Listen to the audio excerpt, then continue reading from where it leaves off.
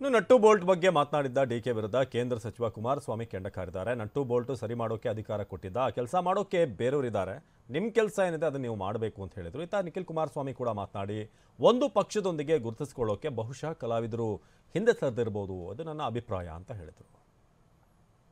ಈಗ ಅವರಿಗೆ 138 ಸ್ಥಾನ ಕೊಟ್ಟಿದ್ದಾರೆ. ಯಾರು ಬೆಂಬಲ ಕೊಟ್ಟರೆ ಬಿಟ್ಟಿರೋದು ಪ್ರಶ್ನೆ ಇಲ್ಲ. ರಾಜ್ಯದ ಜನ ಅವರಿಗೆ ಸಹಕಾರ ಕೊಟ್ಟಿದ್ದಾರಲ್ವಾ, ಅಧಿಕಾರ ಅವ್ರ ಕೈನಲ್ಲಿದೆ. ಪಾಪ ಬೀದಿಲೂ ಕರೆದಿಲ್ಲ, ನಟ್ಟು ಬೋಲ್ಟ್ ರಿಪೇರಿ ಮಾಡೋಕ್ಕೆ ಅಧಿಕಾರ ಕೊಟ್ಟವ್ರ.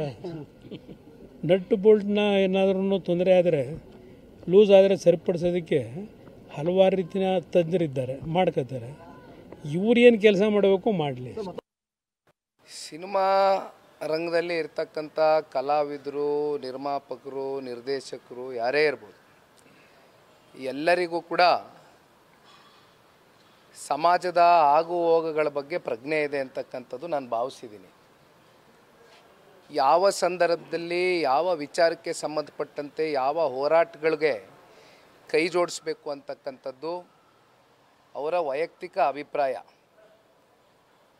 ರಾಜಕೀಯವಾಗಿ ಒಂದು ಪಕ್ಷದ ಜೊತೆಯಲ್ಲಿ ಗುರುತಿಸ್ಕೊಳ್ತಕ್ಕಂಥದ್ದಕ್ಕೆ ಬಹುಶಃ ಕೆಲವೊಂದಷ್ಟು ಕಲಾವಿದರುಗಳು ಹಿಂಸರಿದಿರ್ಬೋದು ಅಂತಕ್ಕಂಥದ್ದು ನನ್ನ ಭಾವನೆ.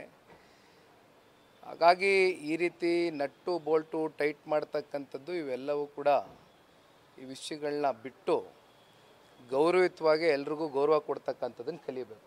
ಈಗ ಸನ್ಮಾನ್ಯ ಕುಮಾರಣ್ಣ ಅವರು ಅವ್ರ ವೃತ್ತಿ ಜೀವನ ಪ್ರಾರಂಭ ಮಾಡಿದ್ದು ಕಾಲೇಜ್ ನಂತರ ಸಿನಿಮಾ ಹಂಚಿಕೆದಾರರಾಗಿ. ಸ್ವಾಭಾವಿಕವಾಗಿ ನಾನು ಚಿಕ್ಕ ವಯಸ್ಸಿನಲ್ಲಿ